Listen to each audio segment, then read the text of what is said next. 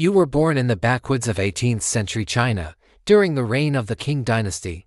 Your village, a place where time barely moved, is little more than a forgotten dot on the map. Mud homes, narrow lanes, and fields of millet. This is the world that raised you. Your family is poor. Your father a farmer when the harvest is kind. And your mother tends to herbs near graves, trying to scrape together enough for just one more meal. But there's not enough to go around. Your brothers and sisters, they cry in hunger. The land doesn't provide, and the gods stay silent. The winter that took your baby sister, freezing in her sleep, left a scar deep in your mother's heart. It's the look your father gives you that haunts you. Cold, calculating. You're too young to understand, but the hunger, the emptiness, it's becoming something you feel in your bones. One day, the deal is made. You don't understand it, but it's for your own good, they say. Your father, with a solemn look, sells you to the highest bidder. Your mother doesn't cry, doesn't speak. She simply stares at the floor, as if it might swallow her whole. The man who takes you smiles, but it's not kind. No, it's cruel, like someone who's done this before. He lifts you up by the wrist, your feet barely touching the ground. You scream. But it's only for a moment. There's no one to help you. The journey to Beijing is a blur. You're not alone. The cart is filled with others of boys like you, some older, some younger. All silent, their faces hollow, their eyes looking at nothing. The road stretches on forever, and the cries of the other children fade as they stop, like they've realized there's no point in hoping anymore. You are just 5, but you already understand what's happening. You're sold, and now you're a commodity. No one calls you by your name anymore. You are Jade Blossom, a name that means nothing. It's a name given by people who see you as nothing more than a thing to be used. When you finally arrive in Beijing, the lights are blinding. The streets lined with lanterns, they are thick with the stench of sweat and incense. You've entered a world that's alive with danger, a world where you are nothing more than an object. The brothel you are brought to has walls that seem to suffocate you, red lanterns hanging from every corner. The women there are not much older than you, some of them hardened by the life they've been sold into. But you're new, fresh, and you are trained to serve. The first days blur into each other. You're bathed, fed, dressed in silk, and your hair is combed out like you're an offering. But your body is not your own. You are trained to please, trained to smile, to walk a certain way. The rules come fast to sit still, say thank you, but the most important rule is to never show weakness, never let them see the fear behind your eyes. The madam is the first to teach you. She's kind at first, offering you sweet buns and telling you that soon, you'll understand your place. You don't understand. Not yet. But you soon will.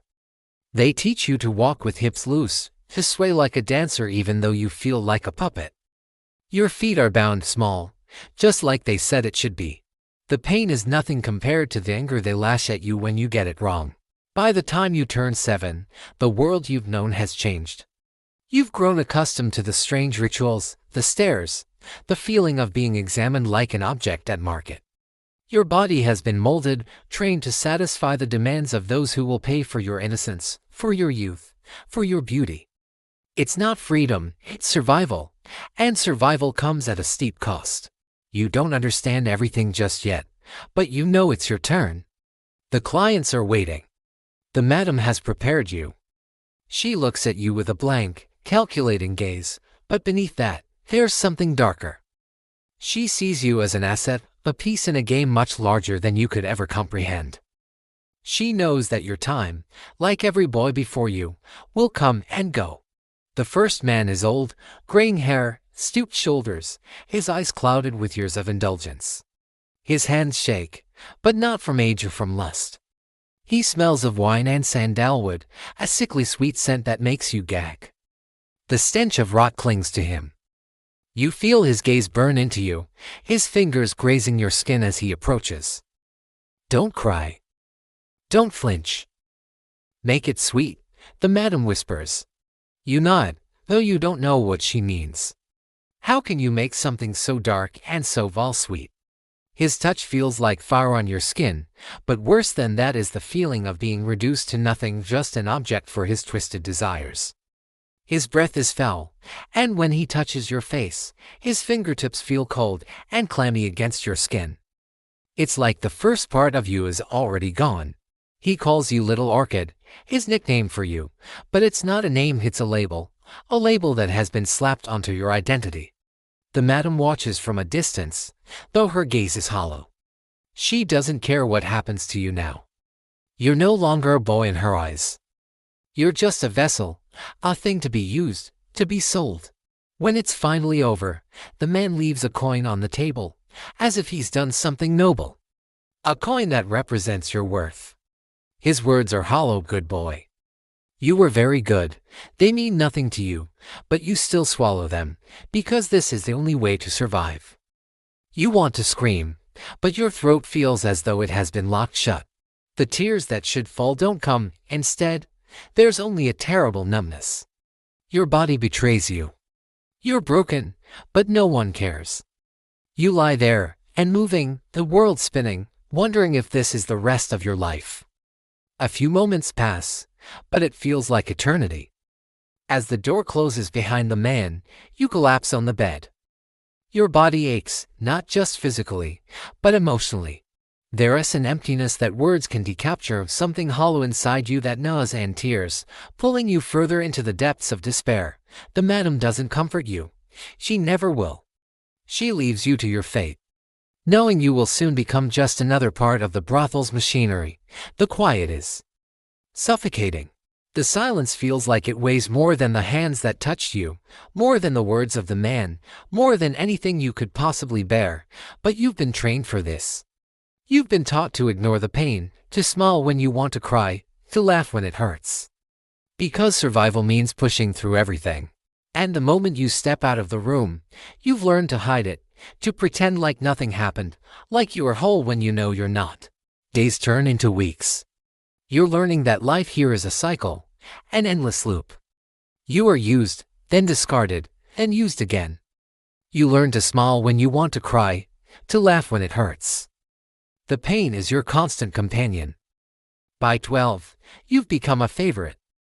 Not because you're the prettiest, not because you smile the most, but because you don't fight. You're no longer a boy, but a product. You've learned to become what they want you to be: obedient, pliable, a thing to be bought and sold. The clients come and go, each one with their own demands. Some want to break you. Some just want to look. But you don't care anymore. You've learned to make them happy, even if it's killing you inside.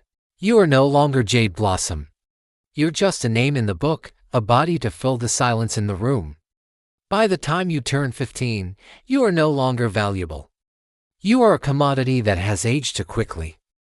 The madam no longer calls for you. The clients no longer ask for you. Your beauty, once the pride of the brothel, is now a cost, an overhead expense. They don't dress you in silk anymore. They don't give you perfume. One day, the madam stops looking at you. She gives you one robe, one coin, and opens the back door. You are no longer needed. And the world outside is nothing but darkness. You step into the cold. And sure of what comes next, you've lived a life that most could never imagine. Your body was never yours. Your emotions were sold along with you. You never knew what freedom was, never understood what a future outside the brothel could be. But now you're free. Free, but lost. Would you have made the same choices, knowing that the price of survival is everything you ever were?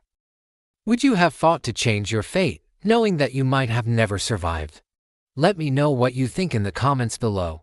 Don't forget to subscribe for more untold stories from history's darkest corners.